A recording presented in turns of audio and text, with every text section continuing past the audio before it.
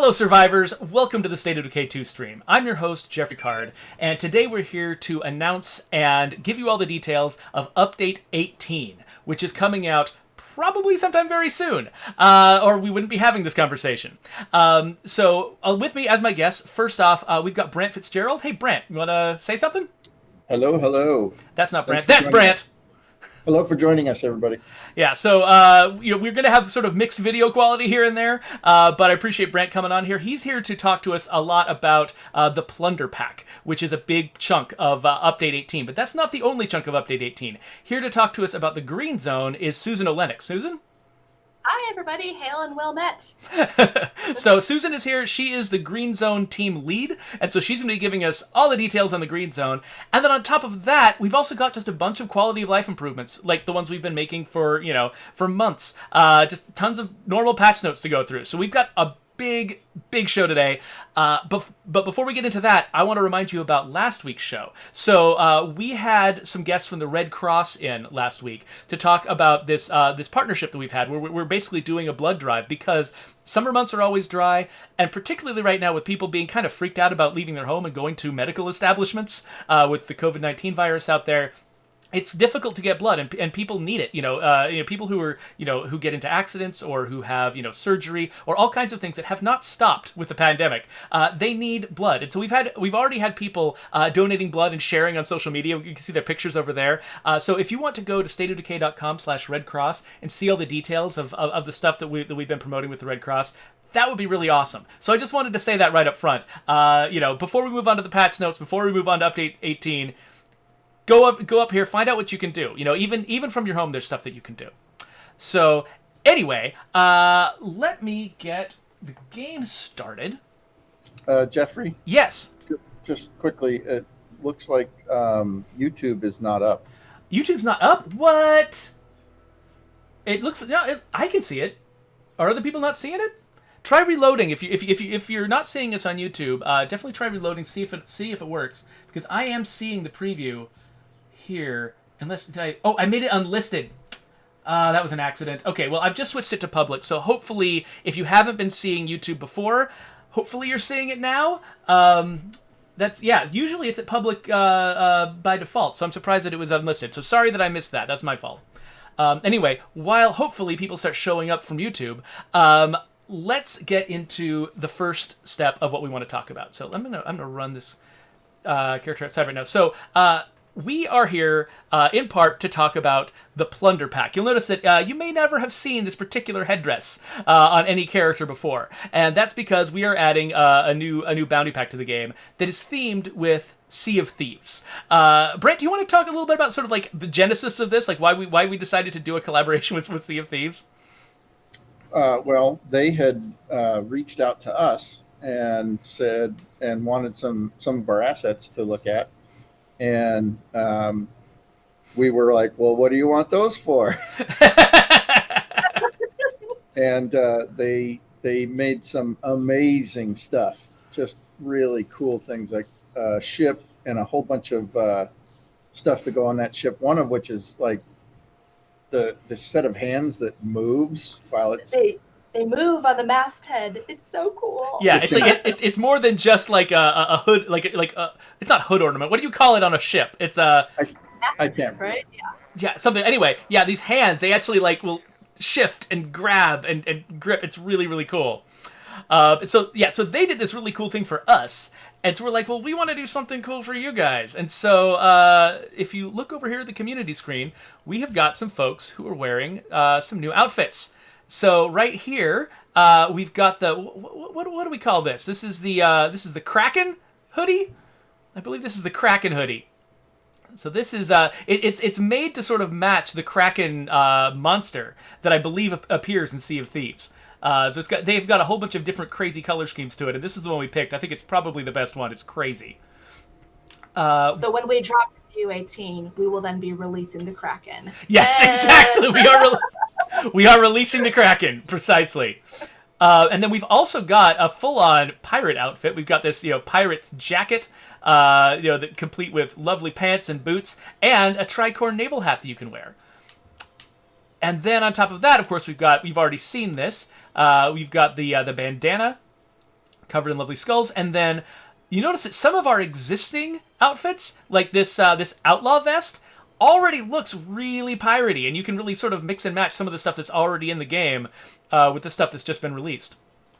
So right now I'm playing as M, and M has got her lovely bandana and her leather jacket, and she is wearing a pretty fancy-looking rifle on her back. Brant, do you want to tell us a little bit about this rifle? That is the Spyglass rifle. It's inspired by one of the sniper rifles that they made from Sea of Thieves. I want to say it's patterned after the mercenary Eye of Reach rifle. For State of Decay's, in State of Decay terms, it's a 50 caliber sniper rifle with pretty good zoom on it, and it's very powerful, and it looks a lot like their gun. So somebody in the State of Decay world, some talented gunsmith, was also a fan of Sea of Thieves before the apocalypse, and they made this up. So yeah, I love the fact that because, the Xbox actually exists in the world of State of Decay, we can have, basically references to Xbox games and things like that, that they fit perfectly into our world. And then also, she's got this melee weapon here. You want to tell us a little bit about this guy? That is the Bilge Rat shovel. Anybody who plays Sea of Thieves knows that the shovel is one of your important pieces of gear that you always have with you, so you can dig up treasure. Undead Mark, who many of you know and recognize, made that, and it's patterned after one of their shovels in the game. So I'm going to zoom in on this guy and take her out. Boom! There we go. Awesome. Well, so those are only two of the weapons we've got. We've also got a few others. So I'm going to go grab the other ones on the list. We've got the Dead Man's Cutlass. Yep, another Mark special. It has some glow-in-the-dark bits. Glow-in-the-dark bits? Oh, can't wait to show those off.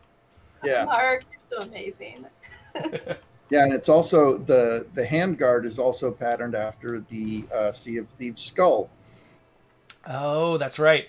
And then, let me, okay, I think, yes, this is the character that's got it.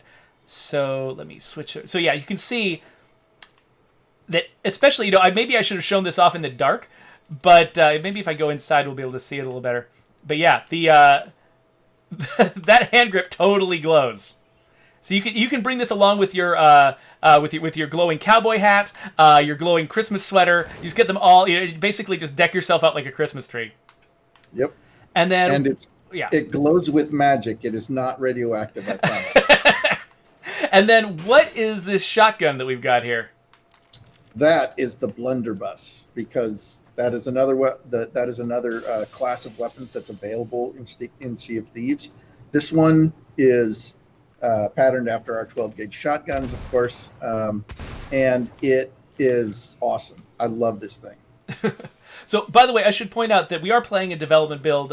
This is This is not representative of final quality, so occasionally you're going to see some minor performance hitches and some lighting bugs. We are still working on those prior to the release. So so don't worry too much about that stuff. Okay, so that's basically the Plunder Pack. What am I forgetting? Am I forgetting? Is there one more thing in the Plunder Pack that I might have forgotten about? Let me see. Oh, maybe. Maybe. Let's something small though. Yeah, let's run over here.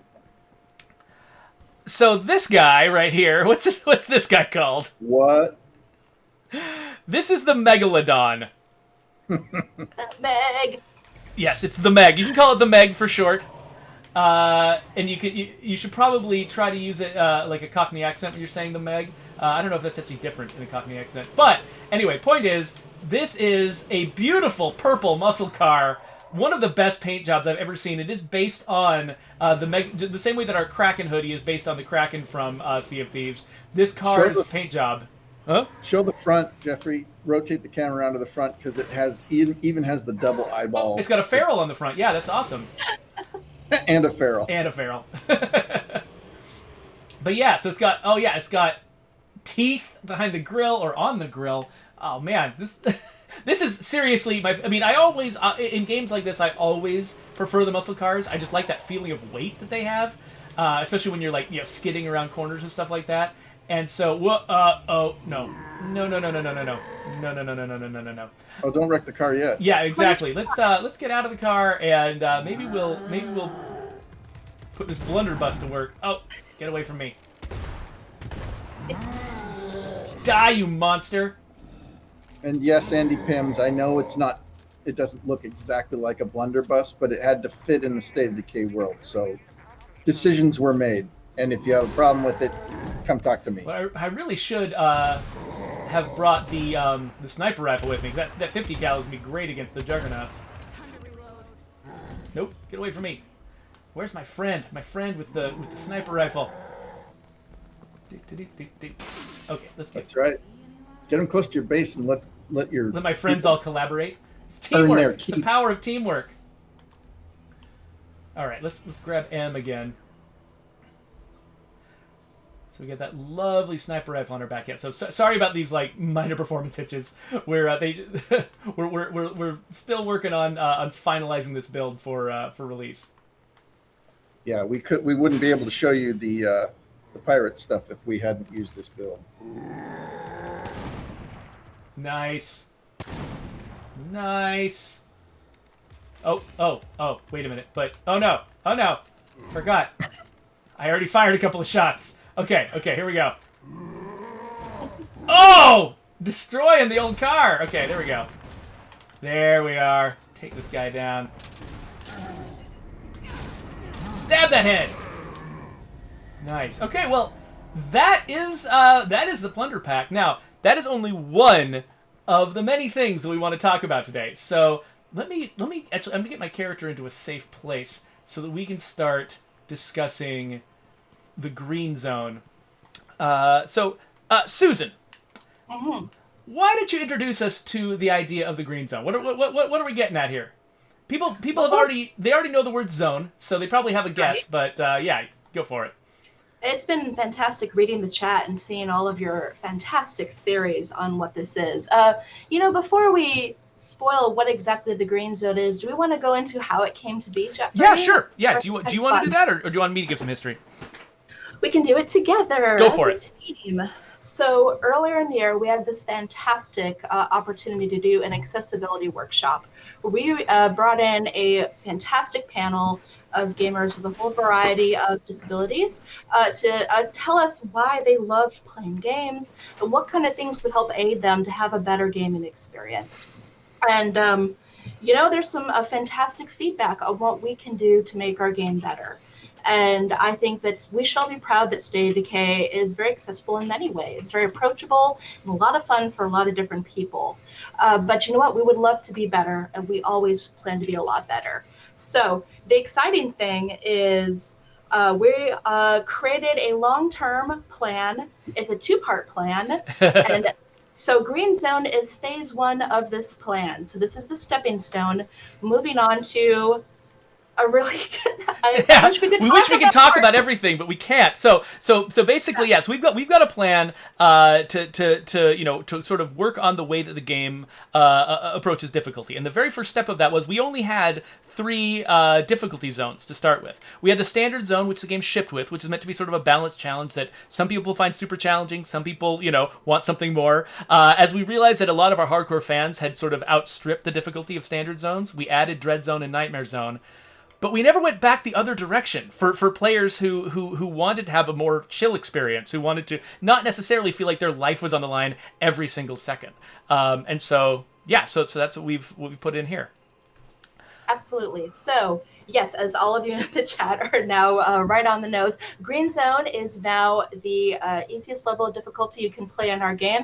We specifically tuned this to be easy but not boring. This should still feel very engaging, very exciting, but this way we can open the door to let a lot of people come in and try State of Decay that might never have tried it before. Also, for those of you being like, boo, this is easier, it's dumb. But this gives you guys the opportunity to go in on a new community and just try bonkers things without being worried about messing up your current community or all the cool stuff you have in your current base. So it's a playground for experienced players, and it's a way to get finally your friends that keep dragging their heels. They want to come play State of Decay. Come on in, try it out. Here, finally, here's a place where you feel comfortable enough to really get into all of our complex systems. Our game is a beautiful woven tapestry of a lot of beautiful things going on, and it's a lot easier to figure that out when less zombies are biting your butt. So yeah.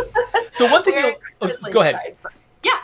I was just say one thing you'll notice is that we are playing in the green zone right now, and you'll notice when I left my base, I still ran into a feral. I still ran into a juggernaut. There were still zombies around. The zombies are slightly thinner, but I think not by much. What we made them was less dangerous. So you can actually. In fact, here's a zombie right here. Those of you who have actually, I'm kind of blocking the HUD right now, so I'm just gonna go switch to game only mode here. So when a zombie comes and hits me in the face, and bites me, normally bites are a ton of damage. But that zombie didn't. He didn't kill me nearly as much as you'd expect a zombie to. And so I come in here to this place. I'm making a lot of noise. Not a lot of zombies are noticing because not only are the zombies a little bit less dangerous to your health bar, they also are a little less observant. So there's a bloater over there.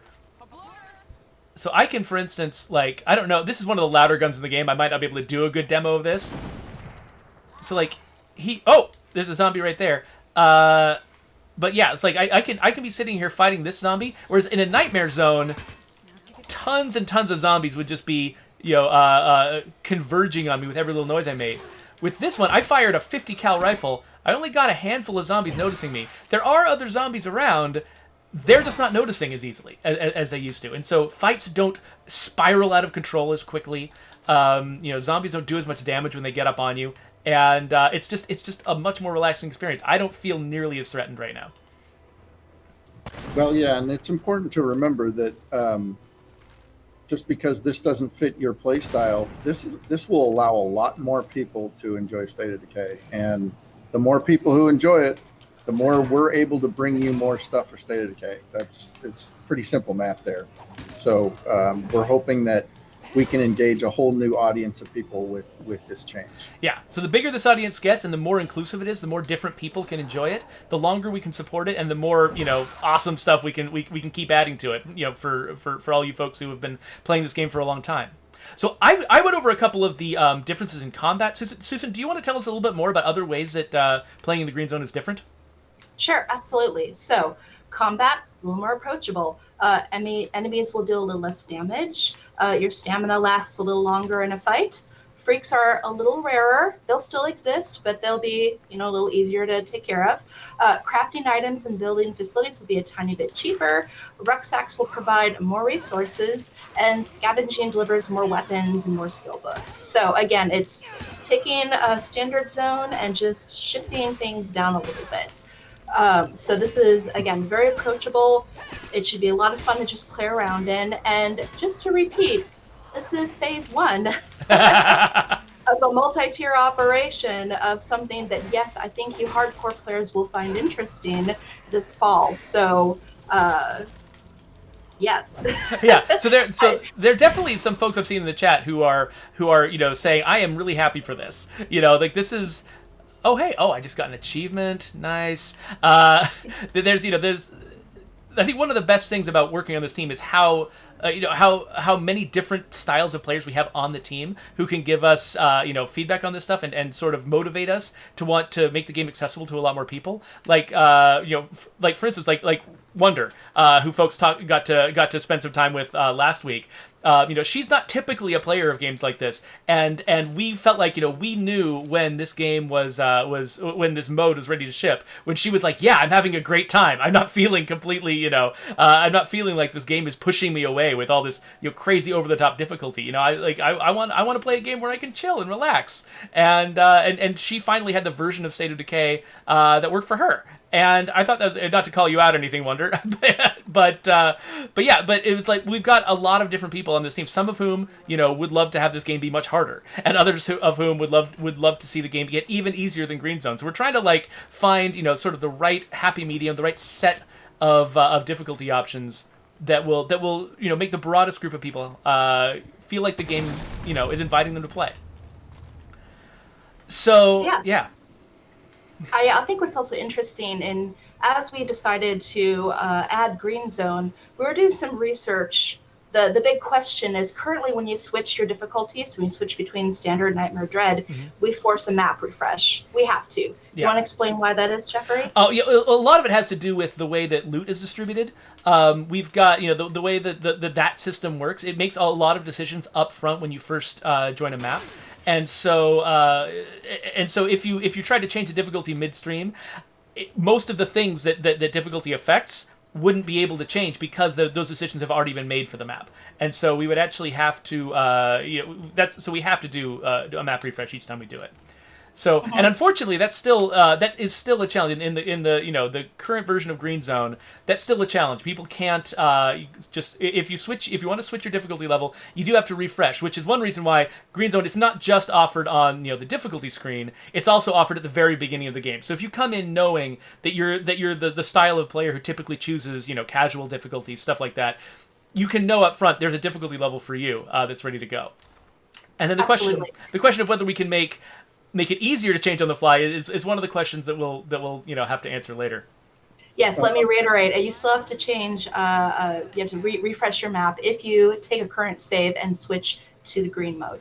But it's in our research, Geoffrey and Brant and I and other members of our team, in trying to figure out how to solve that problem, has unlocked a lot of interesting opportunities, and that leads us to the future thing, which we will get to when it's talkable. But yeah. I can, again, I really appreciate people's support in knowing that this is, again, a very inclusive accessibility feature. Even if it's not for you, I think we should celebrate that this can be for a whole bunch of people.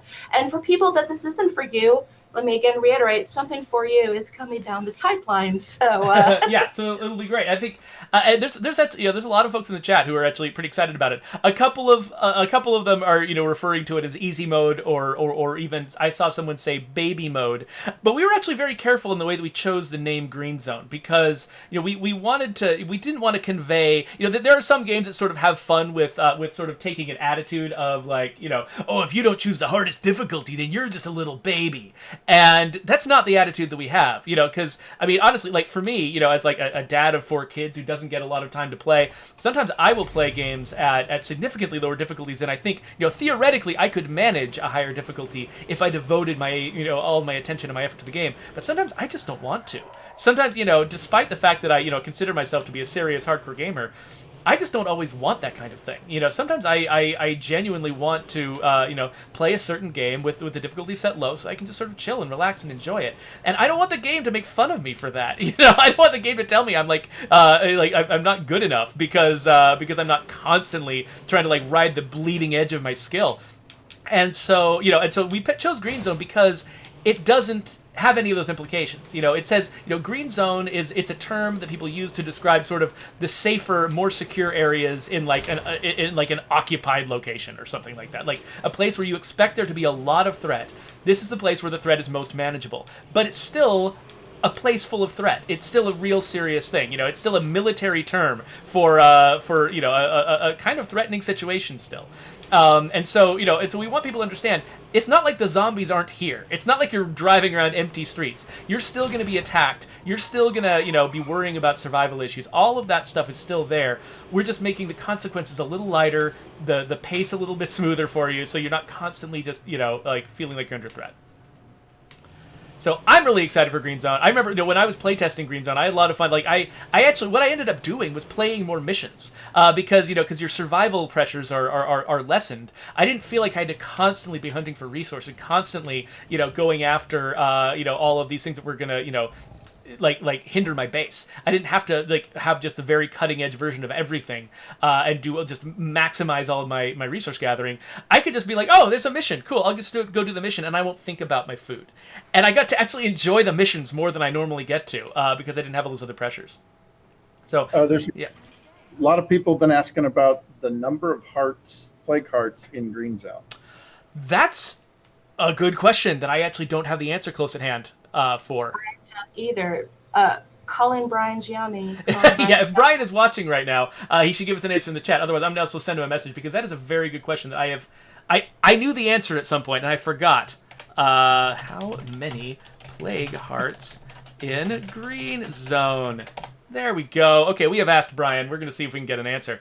But so in the meantime, so we've got the Plunder Pack. We've gone over. We've got Green Zone, which, Susan, you and your team have done really an incredible job. I mean, honestly, our initial when Patrick and I were initially pitching the idea of doing a Green Zone, we were saying, hey, can you guys just like tweak a couple of things? Can you just like say, you know, make the zombies do less damage and you run out of stamina less quickly, and that's just it. Let's just ship that and call that Green Zone. We were like, you know, we can just go super low risk, super low ambition. That's all we need. And you guys were like, no.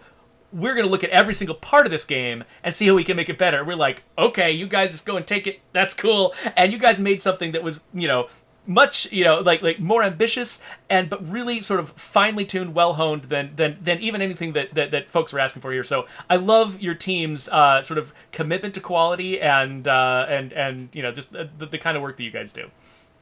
Hey, thank you so much, Geoffrey. That means a lot. I also want to give a call out to my team, because for all of you might have guessed, this was entirely developed work from home during COVID. That is true. We are a very creative, collaborative studio of people, and we generally react really well by being in the same room and bouncing off ideas. And so while all of us are nerds and are well set up with great computers already to take on work from home a lot quicker than other industries, I think a bit of the secret sauce is kind of missing and difficult for a lot of creative people in tech right now. And so the fact that our team could come together and make this happen and then work on even more magical stuff, I think is pretty fantastic. So good job, everybody. Yeah, I'm really, really proud of what this team was able to accomplish. And all, you know, and also all of the other teams that are, I mean, we've got, you know, you were pointing out to me during but before we started the stream, Susan, the fact that, you know, the Green Zone team is excited to be able to share what they've been working on. We've got, you know, multiple strike teams going simultaneously. We've got like 4 different teams, little sub-teams within our team. And Green Zone is getting to show off their best stuff right now. But we've got other teams that are working on other stuff right now, and they're all, you know, all kicking ass, despite the fact that that they are all kind of stranded in separate places. Absolutely. I think it's kind of fun to show behind the curtain and explain how SOD2 is being developed right now. We have everyone on the 2 team, and we're all divided up into basically 4 teams. Is that correct? Yeah. Loose cannons. Yeah, the few loose cannons, but mostly it's 4 strike teams, yeah. Yeah, and I know that a lot of people see a constant update of things like clothing and weapons and think that that's all we're doing. And let me reassure you, it's not. That's what one team is doing. That is the purple team. And they are kicking butt and creating pirate stuff. So that's awesome. And then we have my team, which is the green team. And we work on bigger features that are generally more UI heavy. And so these take a while to go out. And then we have, do you want to explain the blue team, Geoffrey? So the blue team is more of like a gameplay focused team, and they've got a really wide range of expertise. They're probably the team with the most varied tasks that they take on. A lot of the time, like most of the quality of life improvements that you see coming out each month are from the blue team. But at the same time, they also have some bigger ambitions, larger features and things that they have sort of in the hopper, things that they'd like to, or either features or feature updates that they'd like to do that are in the hopper. So that's going to take us a little while to get to, but yeah, you have them to thank for a lot of the sort of the quality of life stuff that goes into the game. And then we've got the orange team, which works on super long-term stuff. That they were the ones. You know, Brant's involved in that team. They were the ones who gave us this new map, for instance. And so they work on a lot of super long-term stuff that it'll take us a while to get into. So, absolutely. And so with 4 teams, that means we have a lot of interesting things dropping at different cadences throughout the year. So it's a pretty good system for us. Yeah. So since we brought up the blue team and quality of life improvements, do we want to start going through the patch notes? We're about halfway through the stream, so I think if we want to have time to get through all of them, I don't know. It's always hard to tell how long the discussions of that will go. Maybe we'll get through them all in 15 minutes, or maybe it'll take us right up until the end. We'll be speed reading. Brant and Susan each have the patch notes in front of them. Brant, we haven't heard from you for a while. Do you want to read the first patch note that's on the list there? Yeah, I'm trying to get this up on my screen because I have 38 different screens I'm trying to monitor. Yeah, I mean, you got a bunch of screens behind you. It's crazy. You look like the hacker's den in Swordfish. Okay, so first and foremost on the gameplay side, you can now see all the containers in a building once that site has been completely secured. Let me head over to a building to show you that working. Mm-hmm. So this is to head off some of those frustrating experiences where you've secured a location but can't find that last container. Yeah, so let me just first off point out the lighting in here is a bug. That's why I've got this little disclaimer right here: development build not representative of final quality. So sometimes when we're sort of doing these automatic processes in our map, sometimes the lighting will get hosed in a couple of buildings, but then it's usually pretty straightforward to fix it afterwards. But you'll notice that now that I've cleared this building out, I can still see all the containers icons through the walls. And through my head. Despite the fact that this character this character does have the scouting skill. That's a coincidence. Okay. So, all right. So, normally, people with the scouting skill were the only ones who could see containers through walls. But now, any character who goes into a building and clears it out. So scouts can still see all of the icons through walls just the first time they enter a building. But other characters now, when they actually clear a building out and the building gets a safe zone, that's a sign that character can actually now see all of the containers, which means that thing that you go through where it's like there's one last container in some closet, and just for some reason, whenever your eyes go across it, the glow happens to be in the low state, and you just never ever see it. That will be a lot less of a problem now because you'll have these icons visible to guide you. FXT asks, I'm late, but what's in this update? We are just getting started with the patch notes, so you are right on time. So yeah, I'll while we move on to the next one, I'm going to go find a different building to search. Susan, you want to take this one? Sure. We raised the fuel capacity of all vehicles by 40%. So I should I will very rudely make Susan disappear for a second. All yours, Geoffrey. So basically the idea. So we did not change how much fuel is in a gas can. So you'll see right here, this car, it's got its fuel meter up above, and and as I drive, the fuel meter's going down, and it's going to feel like that fuel meter is going down slower than usual because a full fuel meter now contains more gas than it used to. But it doesn't mean that a gas can is going to go further. It actually takes more gas cans now to fill up a vehicle. So what you'll end up with is just basically, if you can't drive any further than you used to on a given amount of gas, but you can put more gas into the car before you leave. So you can take longer sorties away from base. You can go further and do more and not have to worry quite so much about running out of gas before you've gotten anything done. And there's a feral. Get away, feral. There we go. That's how you get rid of a feral. I should check and see if Brian has gotten back to me on the answer. Oh, okay, yeah. So it looks like you have about 4/5 the number of plague hearts in a green zone versus a standard zone. And so I believe I can't remember how many a standard zone has, but you should see that as like a couple of plague hearts short. So we didn't want to bring the numbers down so much that again, there's nothing to do. So we wanted to make sure that it was still, a challenging number, but we brought it down a little bit just so that you could get through it more easily in the green zone than in the standard zone. All right, next we have the right side panels, inventory, skills, and radio now feature tabs. Yes, I'm so excited for this one. This is my favorite. I've been wanting this since before release. So check it out. Check out that inventory up there. You'll notice there's a new little row of icons near the top of the screen. And when I tap, and it shows me there's an LB and an RB. If I go to the left, it gives me my character. And if I go to the right, it shows me my radio. So now, players who are new to the game can find out there's a radio for the very first time. Because before now, it was really, really difficult to find. But yeah, Susan, there were a lot of, you and Krista had to put a lot of work into figuring out how to arrange this stuff, because these three menus actually started out really different from each other. Yeah, absolutely. Even way back when, they all had very, different layouts and purposes. And as we started realizing and gelling that this is a singular cycle menu, and we just for years tried to brainstorm how to make that all work without revamping the UI. Well, it turns out we still had to revamp the UI. So we got some we got some engineering and UI time to go in there and fix it up finally. And so this is fantastic. I'm so excited. One thing we forgot to put into the patch notes, by the way, was a little innovation that I think you guys just threw in at the last minute. Your pockets are now on top instead of your backpack. Yes. Pockets are on top, and that's for a reason. It's because everybody has pockets, even for all those skinny jeans that we have on our characters.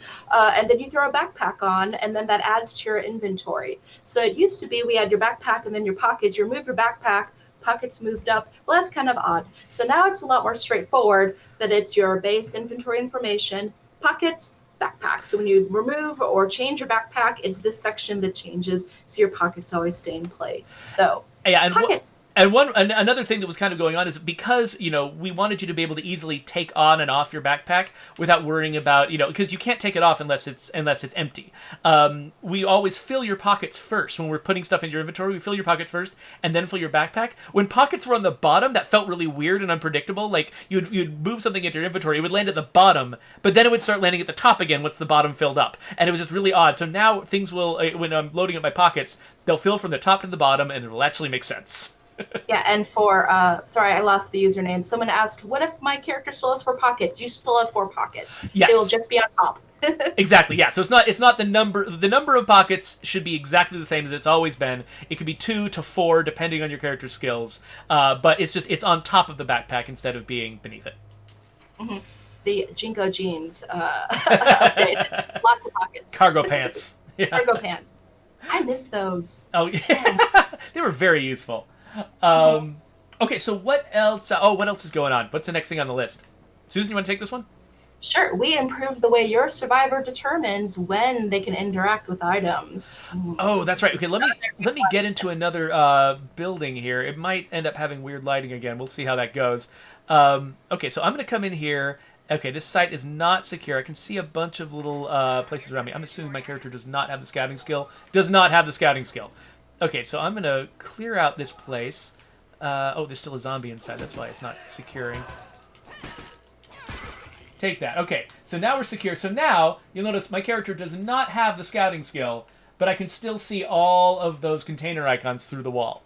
And so there's no way I'm going to miss... So it says containers searched 04. Well, it says that behind Susan. It says containers searched 04. And now I can look and I can see there's 4 icons. I can see all of them. I know exactly where they are. So that's going to be absolutely no big deal. And one thing that is much easier now is when the game is deciding which thing to interact with, this is a really hard problem to solve and one that we've done multiple iterations on trying to make it as intuitive as possible. The first way it used to work is it was your character's facing. So for instance, if I was facing this box and then I turned away, that search icon would go away because it was all about which direction my character was facing. Then we made it all about your camera facing. So for instance, if my character was facing one box, then I turned the camera to another box, they would switch, and that is, you'll see this is the change we made. It switched to controlling that other box. So that was nice, except that it meant that, for instance, if I wanted to get into a car in the foreground, where did I park? Where did I park? This is a problem I have in real life as well. I never know where I parked.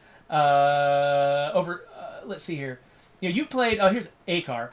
You have played a lot of games where you get into cars, and there's this assumption that when you walk up to a car in the foreground, you should be able to push Y to drive. The problem is when we were using only the camera to determine where your interact icons happened, you wouldn't have a Y icon right here because the camera's not pointing at the car. And so you'd have to actually rotate the camera all the way around before you could get in the car. Both of those solutions didn't work all that well. And so, we've got Eric Anderson, who's the lead of the blue team. He beat his head against this problem for a while, and he came up with a system where now basically it's using both. So if you are pointing your camera at something, if you've got multiple things in front of you and you're pointing your camera at one of them, that's the one you're going to interact with. Whoa! Bloater came in here after me. Sheesh. But if you don't have your camera pointed at something, then it uses your body facing. And so basically, we're trying to get the best of both worlds, where we're just trying to read your intent. That's the hardest part of UX design, isn't it, Susan? Trying to, the player could do anything, and we're trying to read their minds and figure out what they intend. So now hopefully this should be the most user-friendly version of our interact system we've ever had, and I'm really, really happy with it. Like, when I was one of the people who was just constantly annoyed at how it worked, but I wasn't coming up with good solutions for it. And so, but when I actually played Eric's latest version of it, it really, really worked for me. And now I have not been having the same kinds of problems with figuring out what to interact with that I used to have. So, okay, that was the, there was one more thing on the gameplay list. I'll just read this one. Now, when you stumble, when you like stumble down very short distances, like for instance, you're up on here, and you just take a little step off, it used to be that would make a full-on falling noise that would attract all the zombies around you. Now it doesn't. You have to do like a real serious fall before the falling will make noise. Because so if you're trying to sneak up on a zombie and you're like going to go over like one of these little curb stoppers here, or you're going to go over one of these little walls, that by itself is not going to alert the zombie to your presence. All right, so we've got combat now. Brant, do you want to tell us about pump action shotguns? Yeah, pump action shotguns no longer take durability damage. So like bolt action rifles and revolvers, your pumps will never break in the field. Yeah, so I think this one was not a. That is not a pump. That's not a pump action. I don't have any pump actions in my inventory, so you're gonna have to take my word for it. You see how max durability on this bolt action rifle is completely full? When you look at a pump action shotgun, it's going to have the exact same thing. Max durability, completely full, and it's never going to turn yellow, never going to have to be unjammed. Because it basically has the same disadvantages as a revolver or a bolt action rifle, which is, it's really slow to fire or really slow to reload. And so what we did with those two was we said, well, you know what? They're perfectly reliable. So you can bring it out with you. You deal with some of those problems, pacing problems on the fly, but you never have to go home and replace it, or you never have to go home and repair it. And so now pump action shotguns are in that zone too. And then, I should grab. I wonder if I have any. Do I have any heavy weapons in my inventory? If I don't, maybe I should. I should go cheat myself one. I'm gonna hide the screen here and show some lovely Plunder Pack images. While Susan, do you want to read the next thing? Yeah, sure. Your survivor now moves forward slightly when swinging a heavy weapon at an enemy just outside their reach. So it's to avoid frustrating near misses when you use all that stamina to, throw something, and especially right after knocking a zombie back. Yeah, so I'm going to switch back to gameplay here, and we're going to go find a zombie to hit with something heavy. While we, let's see here, let's move on to the next one, too. Okay, yeah, this is one that I'm not going to be demonstrating right now. So, Brant, do you want to read the next one while I go find a victim for this test? Yeah. Also, there's been a request that you change your character. Oh, why? Oh, because is she getting tired? Well, no, just that, we've got other... Oh, we got other outfits to show. That's a good point. Fashion, Geoffrey, the fashion. You know what? After I find a zombie, I will absolutely go back and show some more characters. I forgot the reason why I played as this character was because I didn't put backpacks on the characters that were showing off the fancier outfits because I wanted to be able to see their backs. But that also meant that when I was running out to play the game, I didn't want to play that character because they didn't have a backpack. So, yeah. Anyway. So next on the list, we've increased the bonus melee damage to juggernauts from behind from 20% to 40%. So it makes it worth the risk of dodging and trying to get behind jugs now if you're down to melee. Yeah, that was we got, I think, some feedback that here's some guys to hit. We got some feedback that even though we'd done all this work to sort of retune juggernauts and make the strategy of fighting them more interesting, the effect of the positive effect of getting behind them wasn't pronounced enough for players to really notice and care about it. So now it's more significant. Okay, so there was a problem with heavy weapons for a while, which was you hit a zombie once, knock it away, and then that zombie's too far away to hit with your next swing. It happened all the time. And so people were whiffing with them all the time. You'll notice my character now scoots forward just a little bit every time they swing at a zombie that's a little bit far away. And that means that you can actually use heavy weapons much more effectively now against a bunch of zombies without having to constantly worry about, did that zombie just go too far away and now I'm not going to be able to hit it? So right now I'm knocking them down to the ground, which is just over the top. Oh man. Oh, I'm out of stamina. No. Come here, zombies. Take that. Oh, come on. There you go.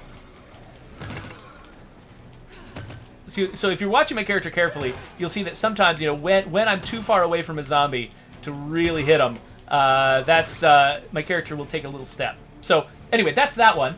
Yeah, heavy weapons, I have found, since we made this change, heavy weapons are much more attractive for me to use. I have a lot less of that experience where, you swing and hit one zombie, you knock them back, and then you swing again, and it whizzes right past their nose, and it doesn't hit them in the face. This is going to do a lot to reduce that frustration and also add, more usefulness to the heavy weapons. Yeah. So we really love the heavy weapons. We'd love for more people to see them as a really attractive option and want to spend some time with them. Okay, so what was next on the list? Oh yeah, this is just a minor bug fix. Susan, do you want to hit that one? Let's see. Too many tabs in my brain here. For the follower AI? Actually, I'll hit this little bug, and you go ahead and do the follower AI in a second. So basically, we fixed a bug that could cause your survivor to get hung up on their own ally while attempting to charge and attack a zombie. So basically, if you brought a follower with you, it's pretty common. If the follower was standing just slightly between you and another zombie, you would just run into your follower really hard for a long time, trying to get to that zombie on the other side of them. Now your character can tell that that's what's happening, and they won't do that. So that's really nice of them. Yay. So let me switch to. We should run around as the Kraken. I think that sounds like the right move. Again, so we're in a weird lighting situation in here where we're not seeing the full colors. So let's get out there to where we can be beautifully and brightly lit by the sun. All right. So do you want to start the next thing in the followers section, Susan? Yeah, sure. So we did a lot of follower improvements, which I'm sure a lot of you can be very excited about. Starting off with, followers now engage more intelligently with the larger enemies instead of Leroy Jenkins into it. So specifically, juggernauts and play cards. Yeah, they're much more rational now about sort of avoiding area effect attacks specifically. It used to be that a bloater or a blood jug could just confuse the heck out of a follower. Like, they wouldn't know, am I running at this guy? Am I running away from this guy? Am I running at him? Am I running away? Because he's got an area effect attack. I got to get away from it, but he's also my target. And it would just get really, really weird. And so now they're actually like, they know what to look for, and they understand it, and they respond appropriately, which is a really nice improvement. What else do we have on that list, Brant? Followers now prioritize human threats a little higher than zombie threats because hostile humans are scary. Yes. We're the real monsters in this game. Dun, dun, dun. Yeah, exactly. So it's a pretty minor effect. It only really makes a difference, when you're having a really complicated fight with a bunch of humans and zombies. But yeah, no, it's a pretty nice deal. So they're just a little bit more helpful, a little bit smarter when you're fighting the human bad guys. What is next? Since I've got a shotgun in hand, it's another sort of shotgun-related improvement. Followers wielding shotguns and fully automatic weapons now experience projectile spread like normal people. Instead of every pellet in a shotgun shell parading directly into their target in single file. Yeah, so you'll notice that when you fire a shotgun, and everyone knows that sort of this is what a shotgun is for, you spread a lot of different, a lot of pellets in a nice little configuration like that every time. It used to be that when a follower would fire a shotgun into a wall, you'd only see one hole, because every single pellet went into the exact same hole. Which, that's a nice magic trick, but that's not how shotguns work. And their fully automatic weapons would do the same thing. They wouldn't experience the spread the way that you do. So now you should see them actually wielding those guns the same way that you wield them. And then, last one, Susan, do you want to do the community events? Sure. This is a really nice little polishing one. We made it possible for community events to check if a given character is your follower. That way we don't have followers claiming to have run off and collected supplies or something while you were staring right at them. Yeah, exactly. That was always a really, really weird thing that would happen. It's like you hear over the radio that like Anna says, hey, I just went and I just got back from scavenging and I got some new bandages or something like that. And you turn around and Anna is right behind you. You're like, oh really, Anna? Oh really? That's what you did? Okay, look sure. over Look, I got the band-aids. Here They're they right. are. They're right here. Yeah. So, so now it'll actually check to see if a character's your follower, and they won't. When the game is trying to make that event happen, it won't grab your follower and have your follower do that event. It'll grab somebody who's at home. It doesn't really change the game that much. It just changed the sense of realism. And then we're getting into the base management section. We got 10 more minutes. Do you think we can get through the base management in 10 minutes? We can try. If we hurry. So, Brant, you want to do this next one here? Yep, we've increased the capacity of all storage facilities by 10 for every resource. All right, Yay! yeah. So let's look at our resources here. So you'll notice I have not improved this base at all. I cheated myself into this base just for the stream, and I haven't upgraded my storage. But look how much room for storage I have. I've got 6 of 25, 5 of 25 meds, 5 of 25 ammo. 25? I can fit 25 into the baseline storage, and so each storage upgrade will still raise by I think the same amount. So it's just basically no matter what storage level you have, you're up by 10 now compared to where you were before. Oh my gosh, what is...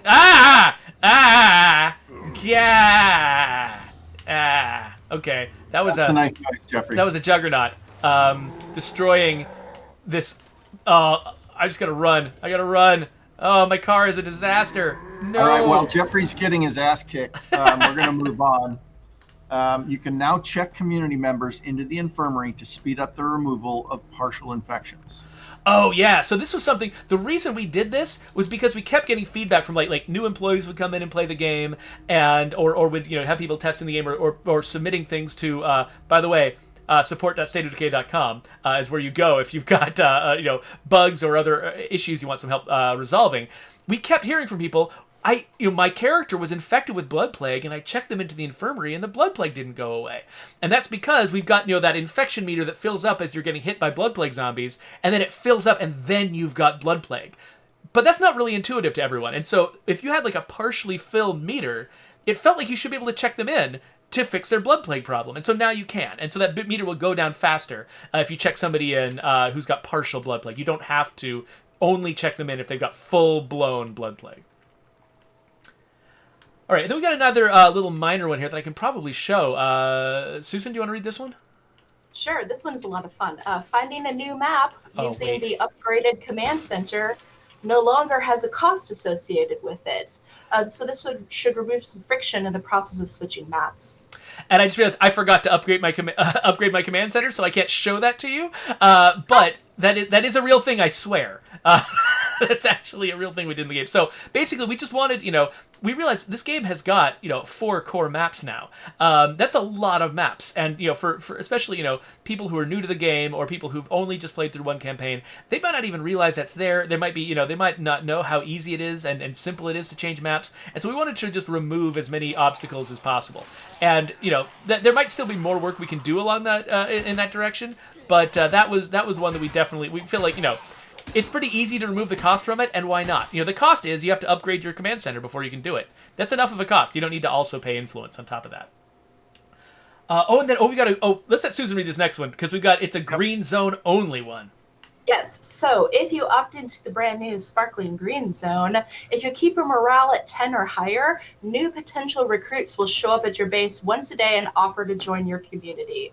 So our fiction is that if you have something going that's good for you, word of mouth will spread that this is a fantastic place to join in and work on. So you'll have new opportunities for recruits if you keep morale up. So that will really encourage you to double down that morale sim, figure out what you can do to keep your team happy, because then you get to grow a lot bigger. So it's a system that feeds lovely into itself. Yeah, we found that one of the things that people cite as one of the more challenging parts of the game is figuring out how to reliably get new recruits, right? And that's the thing that advanced players will still be giving each other advice about sometimes. And so we really wanted to make sure that for somebody who's joined the game, who maybe is not looking for a quite as complex or demanding a time commitment to the game, who maybe isn't going to want to be spending all the time that it takes to nurse up these relationships with enclaves before they can sort of replace some of their lost and fallen comrades.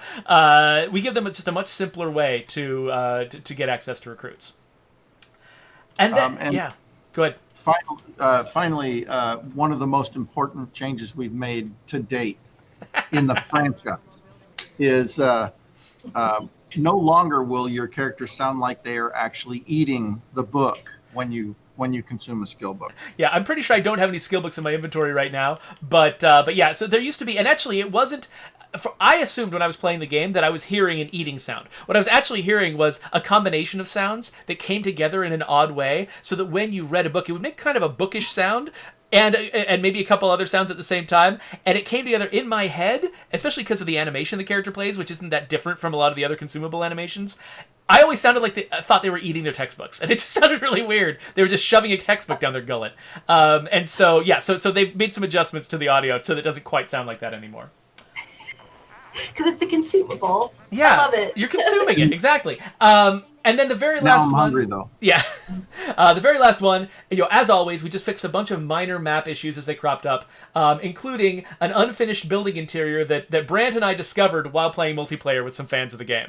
We're actually, Brant and I got together with some folks, some very long-term fans of the game who had, they were celebrating their birthday, and we're like, oh yeah, sure, we'll come in and join your game. And one of the first things we did, we just kept finding bugs the whole time. And so we took notes on everything that we were finding, and one of them was an unfinished map and building interior, and so that's all fixed. And so that speaks to Brant's commitment to the fans, the fact that he devotes so much time and energy to trying to perfect this experience for everyone. Really appreciate that. And so I think we are down to like 5 minutes left in the stream, which is perfect because I actually have something to share that's a little less than 5 minutes long. So, Susan, are you ready for me to share your magnum opus? Let me. This was required. I literally was in a bathrobe 2 minutes before filming this, so no judgment from any of y'all. All right. Well, I'm gonna real quick pause my game so it's not making a bunch of noise while we're watching this, and let's watch our new dev diary about the Green Zone.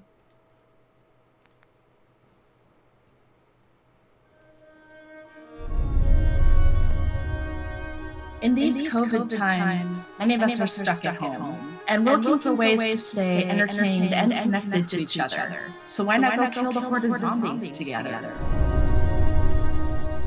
We're really hoping that a lot of people find the Green Zone a really fun experience. This can be experienced players that want just an easy place to muck around and try crazy, missions or doing things in a bonkers way that they wouldn't try on the normal save game. We're also hoping that this game is a lot more approachable to people that aren't used to the survival sim genre and just kind of want to come in and play around. Green Zone is all about new players, so if you're thinking about trying State of Decay 2, now is the best time to give it a shot. If you want to explore, you can do that with less pressure. If you just want to learn the game, you can do that with less sort of like zombies bearing down on you. If you already know the game super well and you just want a place to try your craziest zombie ideas, this will be the ideal place to do it because you'll sort of have the consequences lightened a little bit, so you can play around without getting bitten in the same way that in a nightmare zone, trying to survive with brand new strategies that aren't tested is risky, kind of by design. And so here, it's very intentionally not. So instead of the constant treadmill of paying back, for example, a raccoon on a home loan, we give you the opportunity to go explore and build and survive with a group of ragtag community members. Slightly more of them than you'll get in normal modes. Actually, we have a neat little feature where if your community's morale is high enough in the Green Zone, people will actually hear about you and basically show up and ask you if you need another pair of hands to help out around the house.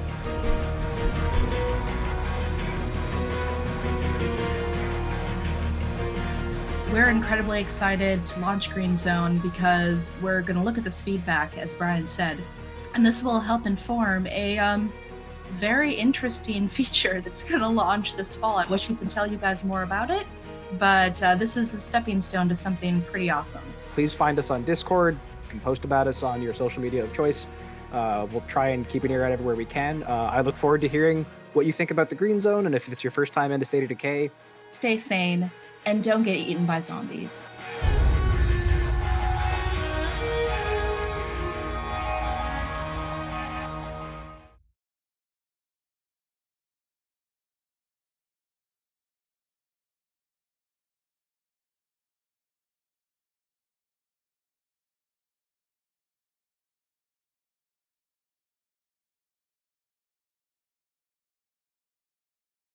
Crap! Sorry! Okay, so Let me explain some stuff. Sorry. So first off, I'm sorry about the echo at the beginning of that video. That's because I had the desktop audio, which is what I used to get Susan and Brant into the video. That was going at the same time, and so it was causing an echo. So I turned it off, and then when I came back, it was turned off, and so no one could hear anybody. So sorry about that. What I was saying was, you saw available now at the end of that video. People always freak out when we show that. What we're giving you is a preview of a video that's meant to be released with the update. So that available now is not accurate. The update is not out yet. It's going to be very soon, but it's not out yet. So just wanted to make that really clear. And thank you for your patience with me figuring out all the buttons that I need to push in order to make things happen with this stream. But yeah, so just to sum up all the stuff we've talked about. The Green Zone. It's a zone it's an easier version of the game. It's a lighter version of the game that it's basically designed partly for new players who are first getting in, partly for players who are they're players who are just define themselves as being, I'm a casual gamer. I always, I play tons of games that are really, serious and hardcore, but I always play on casual difficulty because I'm there for the story or I'm there for other parts of the experience. I'm not just trying to ride the bleeding edge of my skill. And it's also for players who want to just try out something new, who want to have, who can totally handle, tougher versions of the game, but just want to have a chilled out experience and want to try something weird. And so the Green Zone is there for that. On top of that, we've also got the Plunder Pack, which is a bunch of pirate-themed stuff, specifically Sea of Thieves themed stuff. It's kind of part of a collaboration we've been doing with Sea of Thieves, where they've got some State of Decay content that they've just added to their game. We've got some Sea of Thieves content that we're adding to our game, and we really sort of enjoy, especially this crazy car up here. We're really enjoying some of the opportunities that the crazy artists over at Rare have given us some inspiration to go with. That is really awesome.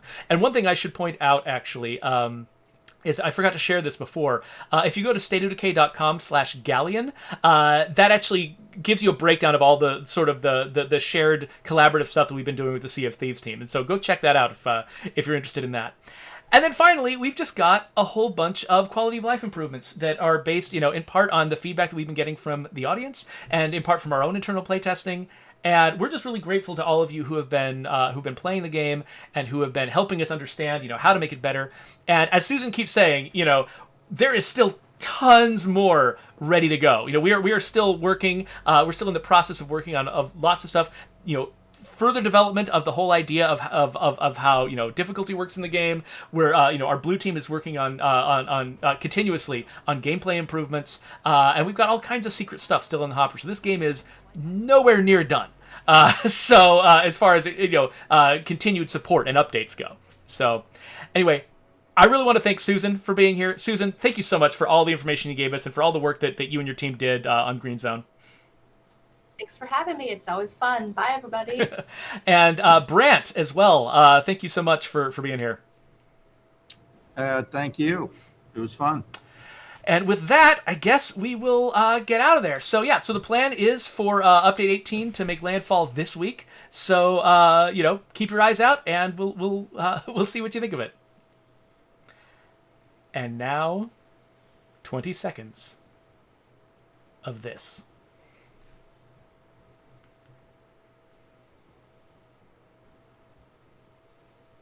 Click things, subscribe, I don't know, whatever, if you want.